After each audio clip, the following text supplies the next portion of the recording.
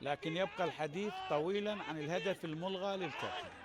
اي يعني راح يكون حديث طويل طويل جدا.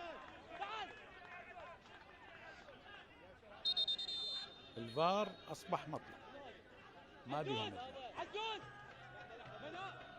احمد عبد الجبار كان الله بعونه، عصبي جدا. عزوز، يا عزوز يتحدث مع عبد العزيز عمار.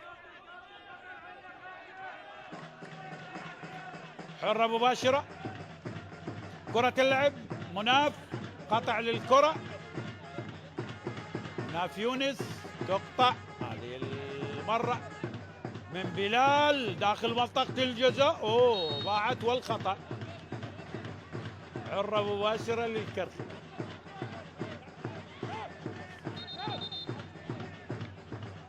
وعبد العزيز عمار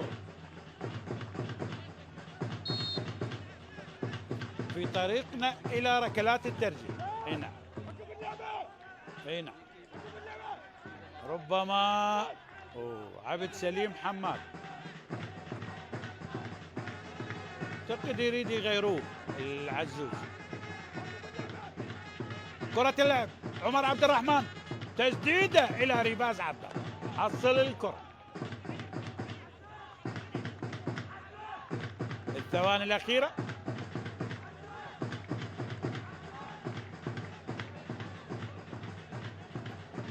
هذا عمر، تسديدة تصل لريباز عبد الله، خطأ الآن. حرة مباشرة، يبقى عبد العزيز ويشترك عبد سليم. نزار محروس،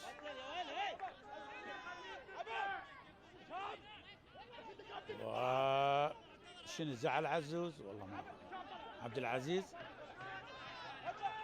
عبد العزيز عمار في لقطة عبد العزيز عمار لا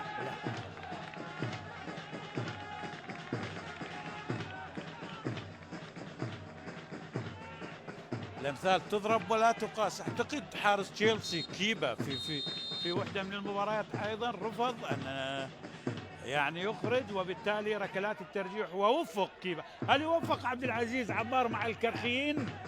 استراحة قصيرة.